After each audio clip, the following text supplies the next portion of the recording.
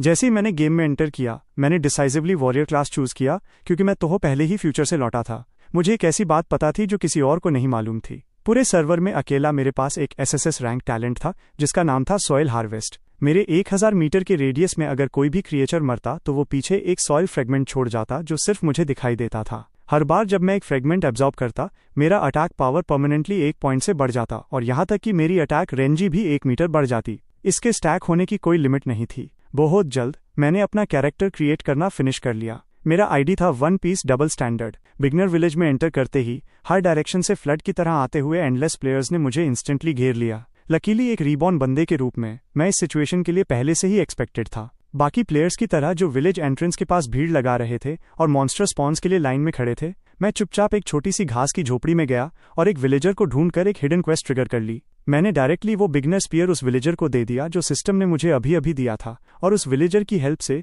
मैं दीवार कूदकर बिगनर विलेज से निकल गया। पास में खड़े किसी बंदे ने मुझे शॉक होकर घूरा और चिल्लाया, ब्रो इसने तो अपना वेपन ही दे दिया। क्या ये मॉन्स्टर्स को खाली हाथ मुक्कों से मारने का प्लान बना रहा है? मैंने आसपास के सारे मजाक को इग्नोर किया और जल्दी से विलेज के आउटर एज से चक्कर काटते हुए गेट के बाहर वाले लेवलिंग एरिया में पहुंच गया। क्योंकि सर्वर अभी अभी खुला था, बहुत सारे बिगनर प्लेयर्स वहां डेस्परेट होकर रैबिट्स को मार रहे थे।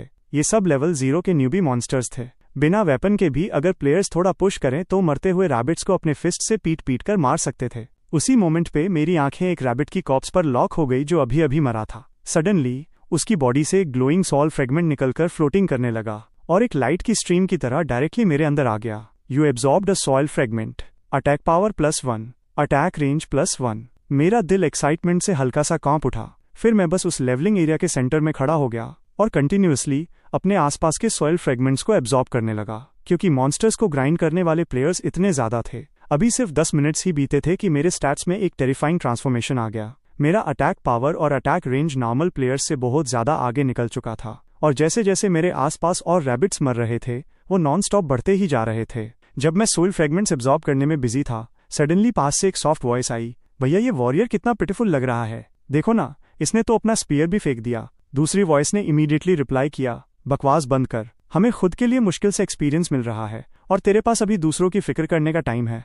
उस लड़की ने स्टबर्नली कहा, बट ये इतनी देर से वहां खड़ा है, क्या हम इसकी हेल्प नहीं कर सकते? इस पर दूसरे ने डांटा, अपने काम से काम रख। मैं साइलेंट रहा और सॉइल फ्रेगमेंट्स फार्म करता रहा। 5 घंटे जल्दी से बीत गए। रैबिट लेवलिंग जोन में प्लेयर्स की संख्या धीरे धीरे कम होने लगी जबकि मेरे स्टैट्स एब्सर्डली पावरफुल हो चुके थे। मेरा अटैक पावर एक आउटरेजियस 4258 तक पहुंच गया था और यहां तक कि मेरी अटैक रेंज भी 4253 मीटर हो गई थी। आधे घंटे बाद लगभग कोई भी नया प्लेयर बिगिनर विलेज से बाहर नहीं आ रहा था और मेरे आसपास के रैबिट्स पहले के मुकाबले बहुत स्लो मर रहे थे। ये देखकर मैंने टाइम वेस्ट करना बंद किया और थोड़ा दूर लेवल 1 वाले ग्राइंडिंग जोन की तरफ चल दिया। वहां के मॉन्स्टर्स वाइल्ड वोल्व्स थे। उनका अटैक पावर रैबिट से थोड़ा ज्यादा था बट उनका एचपी लगभग सेम था, इसलिए वो भी बहुत जल्दी मर रहे थे। और वहां मैंने अनएक्सपेक्टेडली उन्हीं भाई बहन को फिर से देखा। बड़ा भाई एक थीफ था जबकि छोटी बहन एक प्रीस्ट थी। वो दोनों एक वाइल्ड वोल्फ के खिलाफ बहुत स्ट्रगल कर रहे थे। वोल्फ के हर एक क्लॉ स्ट्राइक से भाई दर्द के मारे अपने दांत पीस रहा था। छोटी बहन ने एंग्शियसली कहा, भैया मैंने उस पुअर वॉरियर को फिर से देखा, वो अभी भी लेवल 0 पर है, क्या हम उसे अपने साथ ले सकते हैं? भाई लगभग एक्सप्लोड ही हो गया, बहन क्या तू पागल है? मॉन्स्टर्स ग्राइंड करते करते तेरे भाई का ये छोटा सा डैगर टूटने वाला है और तुझे अभी भी किसी स्ट्रेंजर की चिंता है। ये सुनकर लड़की ने बोलना बंद कर दिया बट उसने अभी भी एक गिल्टी एक्सप्रेशन के साथ सीक्रेटली मुझे देखा। फिर उसने सॉफ्टली अपना स्टाफ अपने भाई की तरफ उठाया। हील, एक ग्रीन लाइट इंस्टेंटली उस पर गिरी जिससे उसका 61 एचपी रिस्टोर हो गया। भाई इमीडिएटली मुस्कुरा उठा, बस 2 और वोल्व्स और हम लेवल अप हो जाएंगे, फिर तेरा भाई तुझे लेवल 2 के मॉन्स्टर से लड़ने ले चलेगा। लड़की ने कहा, ओके भैया। पर जैसे ही वो बोल रहे थे पूरे एरिया में एक सडन सिस्टम नोटिफिकेशन गूंज उठी। एक टाइगर के साइज का जाइंट वोल्फ सडनली पास ही में स्पॉन हो गया। Wild wolf king, black iron boss. उस बॉस की बॉडी पर एक फेंट ब्रोंज कलर ग्लो लिपटा हुआ था। जैसे ही वो अपीयर हुआ पूरे एरिया में केओस मच गया। काउंटलेस प्लेयर्स ने इंस्टेंटली अपना अटेंशन वाइल्ड वोल्फ किंग की तरफ टर्न कर लिया। एक्साइटेड स्क्रीम्स के बीच बड़ी भीड़ उसकी तरफ भागी जबकि लॉन्ग रेंज क्लासेज ने इमीडिएटली सबसे पहले अटैक्स लॉन्च कर दिए। इस गेम में फील्ड बॉसेस की कोई अटैक लिमिट नहीं थी। जब तक आपकी अटैक रेंज सफिशिएंट थी आप डैमेज डील कर सकते थे और पार्टिसिपेट कर सकते थे। बॉस के experience rewards total damage contribution के हिसाब से डिस्ट्रीब्यूट होते थे। अगर आपका डैमेज कंट्रीब्यूशन 1% से कम होता तो आपको कुछ नहीं मिलता। रही बात आइटम ड्रॉप्स की, तो वो पूरी तरह से फाइनल किलर का होता था। अपने आसपास की इस नॉइजी क्राउड के अपोजिट मैं एकदम काम रहा क्योंकि सिर्फ मैं ही सच्चाई जानता था। वाइल्ड वोल्फ किंग का अपीयरेंस कोई एक्सीडेंट नहीं था, ये गेम का एक हिडन मैकेनिक था। जब एक एरिया में बहुत सारे मॉन्स्टर्स को कम टाइम में मार दिया जाता है तो एक रीजनल बॉस स्पॉन होता है। वॉल्फ किंग बिल्कुल उसी तरह का बॉस था, सिर्फ रैबिट QUYU ही एक एक्सेप्शन था। अब तक कुछ गुआनचा वाले long range attacks wolf king पर लैंड हो चुके थे। हर प्लेयर एक्साइटेडली घूर रहा था इस उम्मीद में कि उनके अटैक्स डैमेज डील कर सकें, क्योंकि इसका मतलब होता कि बॉस सच में मारा जा सकता है। पर इसके बाद जो हुआ उसने सबको डम्फाउंडेड कर दिया। Countless ranged attacks wild wolf king पर लैंड होने के बाद उसके सिर के ऊपर सिर्फ टाइनी डैमेज नंबर्स फ्लोट हुए। मोस्टली अटैक्स ने सिर्फ 2 या 3 पॉइंट्स का डैमेज डील किया, जबकि नियरली 98% अटैक्स तो बिना किसी डैमेज के कंप्लीटली एब्जॉर्ब हो गए। आसपास के प्लेयर्स इंस्टेंटली स्टन हो गए, पर सिर्फ मैं अकेला समझ रहा था कि ऐसा क्यों हुआ। इस गेम का डैमेज सिस्टम ट्रेडिशनल गेम से दिली रूप से अलग था। अगर आपका अटैक टारगेट के डिफेंस को ब्रेक नहीं कर सकता तो आप बिल्कुल भी डैमेज डील नहीं कर सकते थे। यहाँ तक कि फोर्स डैमेज जैसा कुछ एग्जिस्ट ही नहीं करता था। उसी मोमेंट पे प्लेयर्स के अटैक्स ने फाइनली वोल्फ किंग को गुस्सा दिला दिया। उसने सडनली एक फ्यूरियस हाउल किया और उसके मैसिव क्लॉज सामने खड़ी भीड़ की तरफ वायलेंटली घुमाए। जो वॉरियर्स सबसे पास खड़े थे वो इंस्टेंटली उड़ते हुए दूर जा गिरे। एक बहुत ही अनलकी प्लेयर तो मरने के बाद अपना एक इक्विपमेंट भी ड्रॉप कर बैठा, जिसे पास ही खड़े एक क्विक हैंडेड थीफ ने इमीडिएटली स्नैच कर लिया। घंटा लड़ो, हम इसका डिफेंस तक ब्रेक नहीं कर पा रहे हैं। कौन साला इस चीज को टैंक कर सकता है। भीड़ में इंस्टेंटली केओस मच गया। बॉस के हाथों प्लेयर्स को इस तरह कंप्लीट पैनिक में पिटते हुए देखकर मैंने बस एक कोल्ड स्नीर किया और धीरे धीरे वाइल्ड वोल्फ किंग की तरफ बढ़ने लगा। किसी ने इमीडिएटली चिल्लाया, क्या ये पागल हो गया है। सेम टाइम पे वोल्फ किंग ने भी मुझे नोटिस किया और उसकी आंखों में एक ट्रेस ऑफ डिस्डेन फ्लैश हुआ। उसकी नज़र में मैं बस एक और कमजोर ह्यूमन था जो अकेला उसे चैलेंज करने की बेवकूफ़ी कर रहा था। जो प्लेयर्स डेस्परेटली पीछे हट रहे थे वो सब शॉक में फ्रीज हो गए, स्पेशली वो भाई बहन जो पहले मिले थे।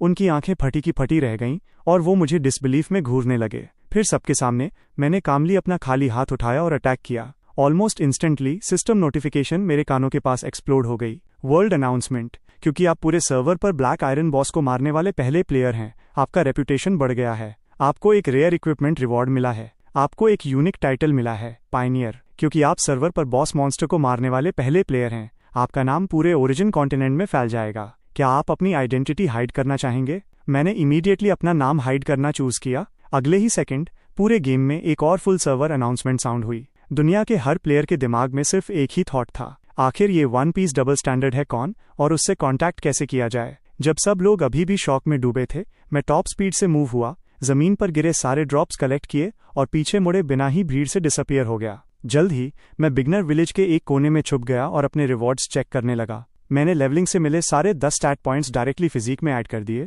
फिर अपनी इन्वेंट्री के अंदर चमक रही ग्लोइंग ग्रीन आइटम की तरफ अपनी नजर शिफ्ट की, एक्सक्विजिट वाइल्ड वोल्फ बूट्स। क्योंकि ये फर्स्ट किल था, ब्लैक आयरन बॉस ने एक्चुअली एक ब्रॉन्ज ग्रेड का इक्विपमेंट ड्रॉप किया था। अनफॉर्चुनेटली मैं अभी सिर्फ लेवल 2 का था, इसलिए मैं इसे अभी इक्विप नहीं कर सकता था। ब्रॉन्ज इक्विपमेंट के अलावा वहां एक सिल्वर ट्रेजर चेस्ट भी अनओपन वेट कर रहा था। मैंने एक डीप ब्रेथ ली और उसे धीरे से खोला। इंस्टेंटली मेरी आंखों के सामने एक silver white glow burst out हुआ। सिल्वर ग्रेड वेपन मिला, Gale longbow, silver grade, attack range +50, attack speed +10%, active skill Gale carnival. Activation के बाद अटैक स्पीड 10 सेकंड्स के लिए 200% तक बढ़ जाती है। Cool down 1 hour. मेरी आंखें इंस्टेंटली चमक उठीं। ये वेपन मेरे टैलेंट से परफेक्टली मैच करता था। इस टाइम पर मेरी सबसे बड़ी वीकनेस अटैक स्पीड थी। जब तक मेरी फायरिंग स्पीड बढ़ेगी, मेरी लेवलिंग एफिशिएंसी एक्सप्लोसिवली राइज करेगी। गेल लॉन्गबो को अंदर रखने के बाद मैंने खुद को एक ऑर्डिनरी न्यूबी की तरह डिस्गाइज किया और क्वाइटली फिर से लेवलिंग जोन्स में ब्लेंड हो गया।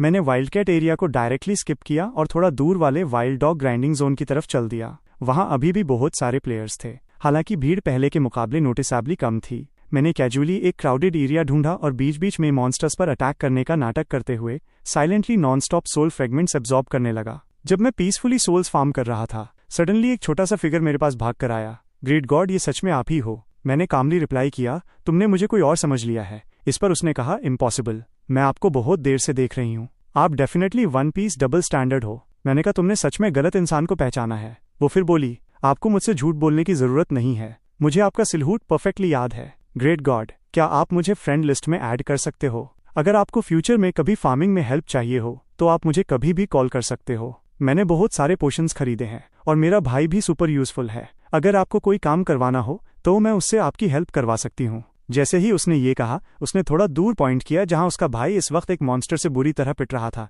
याओ याओ, मैं मर रहा हूं, जल्दी से मुझे हील कर। ये सुनकर लड़की ने कैजुअली अपना स्टाफ उठाया। एक ग्रीन लाइट इंस्टेंटली उसके भाई के सिर पर उतरी। HP जोड़ 88। मैं हल्का सा सरप्राइज हुआ, इतना हाई हीलिंग। गेम के स्टेज पर नॉर्मल प्रीस्ट सिर्फ 40 HP के आसपास ही हील कर सकते थे, पर ये याओ याओ नाम की लड़की एक्चुअली 88 हील कर सकती थी। मैंने कहा ठीक है, मुझे फ्रेंड ऐड कर लो। उसका चेहरा इंस्टेंटली ब्राइट हो गया। मैंने पहले ही रिक्वेस्ट भेज दी है, मेरा ID याओ याओ है। जैसे ही मैंने वो नाम सुना, मेरा दिल हल्का सा कांप उठा। याओ याओ मेरी प्रीवियस लाइफ के 3 ग्रेट हीलर्स में से एक, फेमस क्लाउड मिल्क याओ याओ, जिसे ह्यूमन फाउंटेन के नाम से जाना जाता था। पर मेरी मेमोरीज की याओ याओ के पास हमेशा एक कोल्ड और डिस्टेंट ऑरा होता था। मेरे सामने खड़ी ये सिली, इनोसेंट लुकिंग लड़की बिल्कुल अलग फील हो रही थी। फिर सडन एक और थॉट मेरे दिमाग में आया, अगर ये सच में क्लाउड मिल्क याओ याओ थी, तो इसका भाई पक्का प्रीवियस टाइमलाइन का वो फेमस बरसर्कर होगा। मैंने पूछा, क्या तुम्हारे भाई का ID यू यान है? उसने सरप्राइज में अपनी आंखें ब्लिंक की। आप मेरे भाई को जानते हो? एज एक्सपेक्टेड, गेमिंग वर्ल्ड पर डोमिनेट करने वाला फ्यूचर का टॉप बरसर्कर। मुझे याद था कि उसका टैलेंट मूवमेंट स्पीड एनहांसमेंट था। ऑनेस्टली वो काफी यूजफुल टूल था। ये सोचते ही मेरे मुंह के कॉर्नर्स धीरे से ऊपर की तरफ कर्व हुए और मैंने याओ याओ की तरफ और ज्यादा इंटरेस्ट के साथ देखा। उससे थोड़ी देर चैट करने के बाद मैं quietly wild dog grinding area से निकल गया। अब तक मोस्ट प्लेयर्स ऑलरेडी लेवल 3 तक पहुंच चुके थे। कुछ टॉप प्लेयर्स तो लेवल 5 के पास पहुंच रहे थे। मुझे क्लियरली याद था कि लेवल 5 पर पहुंचने वाला पहला प्लेयर बिगनर विलेज के अंदर एक हिडन मिशन ट्रिगर कर सकता था, और उस क्वेस्ट का रिवॉर्ड जो फ्यूचर लेवलिंग के लिए एक मैसिव एडवांटेज प्रोवाइड करती। मोर इम्पॉर्टेंटली, सर्वर खुले हुए ऑलरेडी 6 घंटे से ज्यादा हो चुके थे। क्योंकि मैं एक बिगिनर गेम हेलमेट यूज कर रहा था, मेरी ऑनलाइन टाइम लिमिट सिर्फ 8 घंटे की थी। इसका मतलब मेरे पास खुद को लेवल 5 तक पुश करने और उस हिडन क्वेस्ट को एक्सेप्ट करने के लिए 2 घंटे से भी कम का टाइम बचा था। जब तक मैं आज इस क्वेस्ट को रिसीव कर लेता, मैं कल वापस लॉगिन करने के बाद इसे कंप्लीट कर सकता था। मैंने अपने टैलेंट स्टैट्स पर एक नज़र डाली।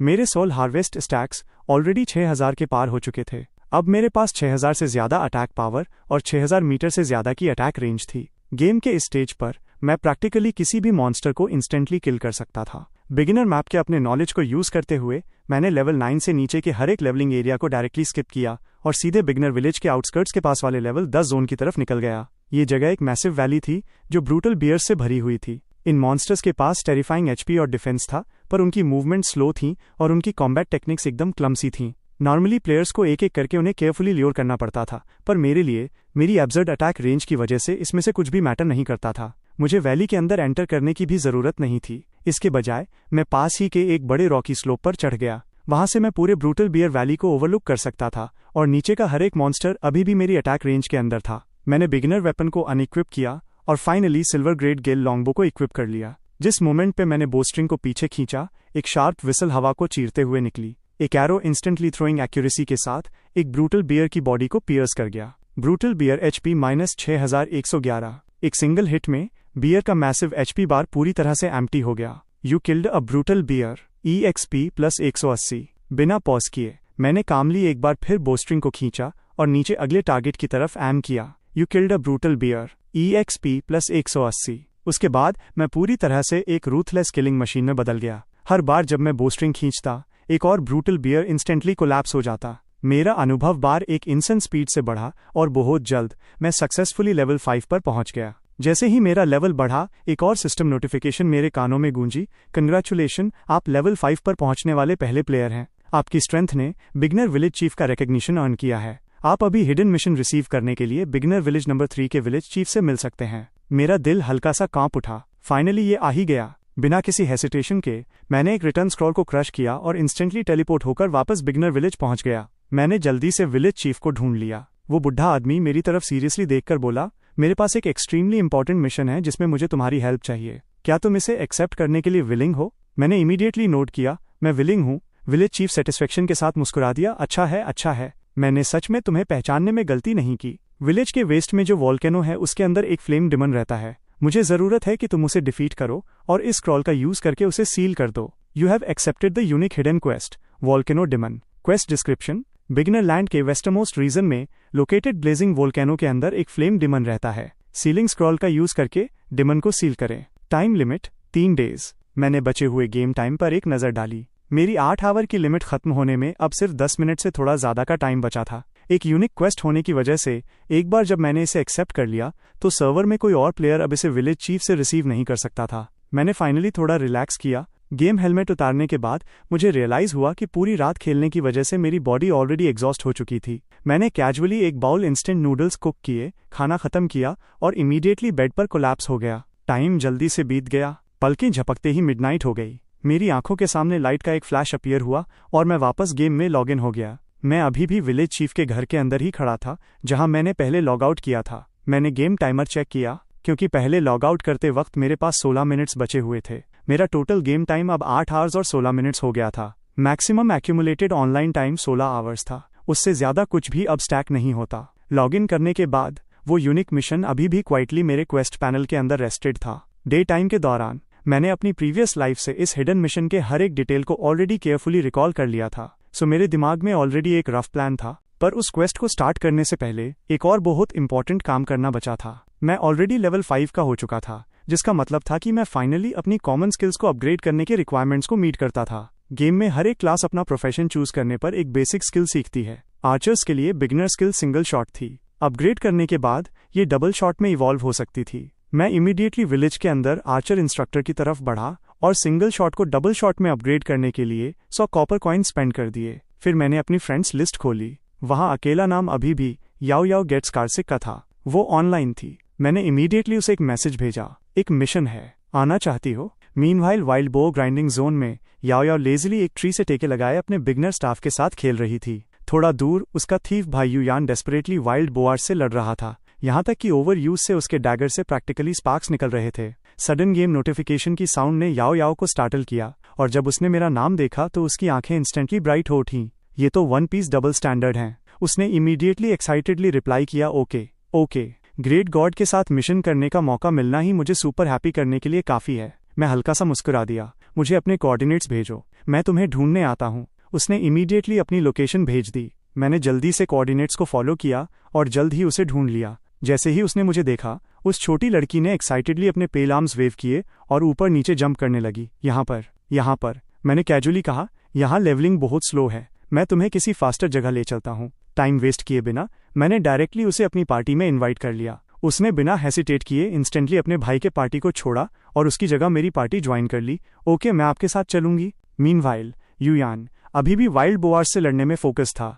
और उसने तब तक कुछ नोटिस नहीं किया जब तक उसने एक बोर को मार नहीं दिया और रियलाइज किया कि उसे कोई एक्सपीरियंस नहीं मिला। तभी उसने फाइनली नोटिस किया कि उसकी बहन जा चुकी थी। याओ याओ, तुम कहाँ हो? तुम मुझे बिना बताए क्यों चली गई? याओ याओ ने इनोसेंटली रिप्लाई किया, मैं तो पहले ही ग्रेट गॉड डबल स्टैंडर्ड की पार्टी में ज्वाइन हो गई हूँ। वो मुझे एक हायर लेवल वाले ग्राइंडिंग एरिया में ले जा रहे हैं। युयान लगभग एक्सप्लोड ही हो गया। क्या? याओ याओ, तुम पागल लड़की हो। बैड लोगों से केयरफुल रहो। अपने भाई की बात सुनो और वापस आओ। भले ही ये बस एक गेम था, पर ऐसा कोई तरीका नहीं था कि वो कैजुअली अपनी छोटी बहन को किसी रैंडम स्ट्रेंजर के पीछे जाने देता। अपने दिल में वो ऑलरेडी डिसाइड कर चुका था कि इसके बाद उसे एब्सोल्युटली मुझे प्रॉपरली वॉर्न करना ही पड़ेगा। उस bastard one piece double standard ने मुझे फ्रेंड लिस्ट में ऐड तक नहीं किया और अब उसने मेरी बहन को चुरा लिया। ऑफ कोर्स मुझे युयान के मेंटल ब्रेकडाउन के बारे में कोई आइडिया नहीं था। मैं सिंपली याओ याओ को स्ट्रेट वापस उसी ब्रूटल बियर वैली में ले आया जहां मैंने पहले फार्मिंग की थी। नीचे उन टेरिफाइंग मॉन्स्टर्स को देखकर याओ याओ ने नर्वसली थूक निकला, करेक्ट गॉड, क्या आप मुझे लेवल 10 के मॉन्स्टर से लड़वाने ले आए हैं? क्या हम सच में उन्हें बीट कर सकते हैं? मैं बिना आंसर दिए बस मुस्कुरा दिया। क्लिफ के ऊपर खड़े होकर मैंने कामली गेल लॉन्गबो को पीछे खींचा। Brutal bear HP -6200। एरो ने हवा को चीर दिया और इंस्टेंटली नीचे एक ब्रूटल बियर को पियर्स कर गया। वो मैसिव मॉन्स्टर स्पॉट पर ही कोलैप्स हो गया। You killed a brutal bear. EXP +75। You absorbed a soil fragment. Attack power +1। Attack range +1। मेरे पास खड़ी याओ याओ पूरे प्रोसेस को अपना मुंह पूरा खोलकर देखती रही, लगभग इतना कि अंदर एक अंडा फिट हो जाए। उसने काउंटलेस तरीके इमेजिन किए थे जिससे मैं मॉन्स्टर्स को मार सकता हूँ, पर उसने कभी एक्सपेक्ट नहीं किया था कि मैं कैजुअली सैकड़ों मीटर दूर से लेवल 10 के मॉन्स्टर्स को स्नाइप कर सकता हूँ। वो सोचने लगी कि ये कितने स्ट्रांग हैं। मेरा भाई तो इनके आसपास भी नहीं है। मैंने याओ याओ के शॉक को पूरी तरह से इग्नोर किया। इस पॉइंट पर मैंने ऑलरेडी गेल लॉन्गबो को फिर से इक्विप कर लिया था और rapidly non stop firing start कर दी थी। हर एक brutal bear 75 experience points provide कर रहा था, जबकि लेवल अप करने के लिए 6000 EXP की जरूरत थी। इसका कोई इलाज नहीं था।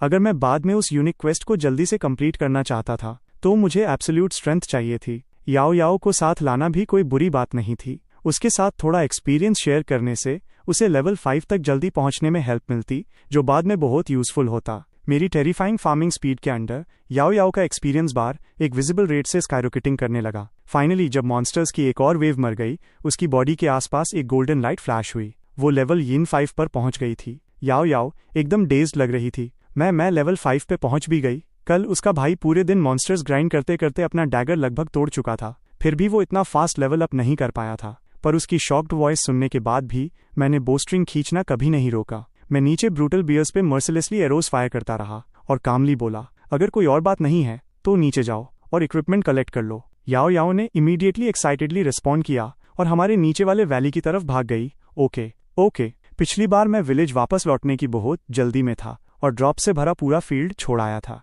इस बार मैं डेफिनेटली उन्हें वेस्ट नहीं करने वाला था। गेम के इस स्टेज पर मॉन्स्टर से ड्रॉप होने वाले कॉपर कॉइन्स भी एक्सट्रीमली वैल्यूएबल थे। मैं क्लिफ के ऊपर खड़ा रहा और नॉन स्टॉप मॉन्स्टर्स का स्लॉटर करता रहा, जबकि याओ याओ नीचे एक छोटी स्क्विरल की तरह ट्रेजर स्टोर करते हुए बिजीली इधर उधर भागकर इक्विपमेंट कलेक्ट करती रही। मेरे रैपिड अटैक्स के अंडर वैली के ब्रूटल बियर्स जल्दी ही फिर से वाइप आउट हो गए। जैसे ही मैं जाने की तैयारी कर रहा था, याओ याओ की shocked voice suddenly party chat में गूंजी, ग्रेट गॉड, एक बॉस स्पॉन हुआ है। ये सुनकर मेरी आंखें हल्की सी नैरो हुईं और मैंने वैली के डीप अंदर न्यूली रिफ्रेश हुए मॉन्स्टर को जल्दी से ढूंढ लिया। याओ याओ ने इमीडिएटली मुझे इन्फॉर्मेशन भेज दी, ब्रॉन्ज ग्रेट बॉस। वैली के अंदर वाइल्डली चार्ज करते हुए उस मैसिव क्रिएचर को देखकर मैं फेंटली मुस्कुराए बिना नहीं रह सका। लेवल 10 के ब्रॉन्ज बॉस से जैसा एक्सपेक्टेड था, स्टैट्स एब्सोल्युटली आउटरेजियस थे। इस स्टेज पर ऑर्डिनरी प्लेयर्स के लिए इसका डिफेंस ब्रेक करना नियरली इम्पॉसिबल होता, पर इसके बदनसीबी से मेरा करंट अटैक पावर ऑलरेडी 6452 तक पहुंच चुका था। मेरे सामने बिना किसी डैमेज रिडक्शन के हर एक एरो डायरेक्टली 4000 से ज्यादा डैमेज डील कर सकता था। मैंने इमीडिएटली याओ याओ को एक मैसेज भेजा, एक तरफ हट जाओ, मैं इसे हैंडल करता हूँ। ठीक, ये कहने के बाद मैंने डायरेक्टली गेल लॉन्गबो की एक्टिव स्किल को एक्टिवेट कर दिया। Gale carnival activated. Attack speed 10 seconds के लिए 200% बढ़ गई। मेरी नॉर्मल अटैक स्पीड ऑलरेडी इतनी फास्ट थी कि हर 2 सेकंड में एक एरो फायर हो जाता। गेल कार्निवल एक्टिवेट करने के बाद मैं 10 सेकेंड्स के अंदर 10 से ज्यादा अटैक्स अनलीश कर सकता था, और उसके ऊपर से मेरे पास अभी भी मेरी अपग्रेडेड आर्चर स्किल थी, डबल शॉट। एक सिंगल टारगेट पर इंस्टेंटली 2 एरोज फायर करें। हर एरो अटैक पावर का 150% डैमेज के रूप में डील करता है। माना cost 20, cool down 8 seconds. Skill description के अकॉर्डिंग अकेला एक डबल शॉट ही ब्रूटल बियर गार्जियन को 12000 से ज्यादा डैमेज डील कर सकता था। मैंने कामली अपना बो उठाया, इंस्टेंटली उसे डबल शॉट से कनेक्ट किया और फिर एरोज का एक स्टॉर्म अनलीश करने से पहले गेल कार्निवल को एक्टिवेट कर दिया। 8 सेकेंड्स बाद मैंने डबल शॉट का फिर से यूज किया। ब्रूटल बियर गार्जियन के पीछे छुपी हुई याओ याओ बस ब्लैंकली स्टेयर कर सकती थी जब बॉस के सिर के ऊपर dense damage numbers non stop explode हो रहे थे। उसका एचपी बार एक टूटे हुए डैम से लीक होते हुए पानी की तरह दिख रहा था, जो टेरिफाइंग स्पीड से प्लैमेट हो रहा था, जब तक कि फाइनली ब्यूम, वो एनॉर्मस ब्रॉन्ज बॉस जमीन पर हेवली कोलैप्स हो गया। याओ याओ पूरी तरह से फ्रीज हो गई। उसने ओरिजिनली सोचा था कि पहले ब्लैक आयरन बॉस को मारना ही ऑलरेडी अनबिलीवेबली इंसेंट था, पर अब मैंने एक्चुअली एक ब्रॉन्ज बॉस को सोलोड किल कर दिया था, जैसे वो कुछ भी ना हो। उसी मोमेंट पे सिस्टम नोटिफिकेशंस मेरे कानों के पास फिर से इरप्ट हो गईं। कंग्रेचुलेशन, आपने bronze great boss brutal bear guardian को मार दिया है। आपका लेवल बढ़कर लेवल 8 हो गया है। क्योंकि आप सर्वर पर ब्रॉन्ज बॉस को मारने वाले पहले प्लेयर हैं, आपका रेपुटेशन 30 से बढ़ गया है। आपको एक gold grade equipment selection chest मिला है। आपको 30 फ्री एट्रीब्यूट पॉइंट्स मिले हैं। आपको एक self selected common class skill book मिली है। आपका नाम पूरे ओरिजिन कॉन्टिनेंट में फैल जाएगा। क्या आप अपनी आइडेंटिटी हाइड करना चाहेंगे? मैंने नेचुरली इसे फिर से हाइड करना चूज किया, पर इसके बावजूद फुल सर्वर अनाउंसमेंट अभी भी एक्सप्लोर हो गई। पूरे गेम वर्ल्ड में player one piece, double standard और player Yao Yao gets कार्सिक bronze boss को मारने वाले पहले प्लेयर्स हैं। पूरे सर्वर में इंस्टेंटली धमाका हो गया। काउंटलेस प्लेयर्स जो मॉन्स्टर्स ग्राइंड कर रहे थे, वो जहां थे वहीं फ्रीज हो गए। क्या मजाक है, अभी से एक ब्रॉन्ज बॉस, क्या वो एक लेवल 10 का बॉस नहीं होता? Meanwhile wild boar grinding area में यूयान अभी भी क्रेजीली अपनी बहन को मैसेजेस भेज रहा था, जब अनाउंसमेंट देखकर वो सडनली स्टन हो गया। उसने ओरिजिनली सोचा था कि उसकी छोटी बहन को किसी वियर्डो ने ट्रिक किया है, पर अब पता चला कि वो एक्चुअली एक ब्रॉन्ज बॉस को मारने गई थी, और वो इवन सक्सीड भी हो गई। उस मोमेंट पे उसे फाइनली एक टेरिफाइंग फैक्ट रियलाइज हुआ। इस वन पीस डबल स्टैंडर्ड के पास ट्रूली एक मॉन्स्ट्रस स्ट्रेंथ थी। पर तभी एक और थॉट इंस्टेंटली उसके दिमाग में आया, मेरी छोटी बहन अभी भी उस बंदे के साथ है। याओ याओ, तुम इस वक्त कहाँ हो? मैं वहां आ रहा हूँ। याओ याओ ने इमीडिएटली हैप्पली रिप्लाई किया, भैया मत आओ, मैं अभी ग्रेट गॉड के साथ हूँ। वो बाद में प्रीस्ट स्किल्स लेने में भी मेरी हेल्प करने वाले हैं। वापस बिगनर विलेज के अंदर मैं याओ याओ को डायरेक्टली प्रीस्ट इंस्ट्रक्टर के पास ले गया और उसकी हीलिंग स्किल अपग्रेड करने में उसकी हेल्प की। अपग्रेड के बाद मैंने बॉस ड्रॉप्स में से एक आइटम भी उसे दे दिया, Earthvein necklace, bronze grade, magic power +10, mana recovery speed +30%। इस नेकलेस के साथ एक हीलर के रूप में याओ याओ की एंड्योरेंस ट्रेमेंडसली बढ़ जाती, और जिस यूनिक क्वेस्ट को मैं नेक्स्ट चैलेंज करने वाला था उसके लिए मेरे पास एक स्ट्रॉन्ग हीलर का होना एक्सट्रीमली इंपॉर्टेंट था। ब्रूटल बियर गार्जियन से मिले रिवॉर्ड्स मेरी अपकमिंग यूनिक मिशन के लिए इनक्रेडिबली इंपॉर्टेंट थे। उनमें से एक पीस ऑफ इक्विपमेंट ने इमीडिएटली मेरा अटेंशन कैच किया, guardian leather armour, silver grade, passive effect. जब पहली बार कोई फेटल अटैक रिसीव होगा तो एक एचपी के साथ सर्वाइव करोगे। मेरे जैसे आर्चर के लिए जिसकी बॉडी नेचुरली फ्रेजाइल थी, ये इफेक्ट अनबिलीवेबली यूजफुल था। एट द वेरी लीस्ट इसने मेरी टाइनी बॉडी को थोड़ा और स्टर्डियर बना दिया। इक्विपमेंट के अलावा ब्रूटल बियर गार्जियन ने 600 से ज्यादा कॉपर कॉइन्स भी ड्रॉप किए थे। मैंने कैजुअली इसका एक पार्ट याओ याओ के साथ स्प्लिट किया और immediately self selected common skill book का यूज किया। क्योंकि ये एक सेलेक्टेबल वर्जन था, मैंने बिना किसी हेसिटेशन के आर्चर क्लास की अर्ली गेम की सबसे स्ट्रॉन्गेस्ट स्किल्स में से एक को चूज किया। Split arrow. टारगेट को हिट करने के बाद एरो 3 एडिशनल एरोज में स्प्लिट हो जाता है जो ऑटोमेटिकली आसपास के एनिमीज पर अटैक करते हैं। हर एक स्प्लिट एरो अटैक पावर का 80% फिजिकल डैमेज के रूप में डील करता है। Split attack range original range के 50% के बराबर होती है। टॉगलेबल पैसिव स्किल, कूलडाउन 1 सेकंड, कोई माना कंजम्पशन नहीं। लेवल 10 से पहले आर्चर्स के लिए प्रैक्टिकली यही एकमात्र ट्रू एओई स्किल अवेलेबल थी,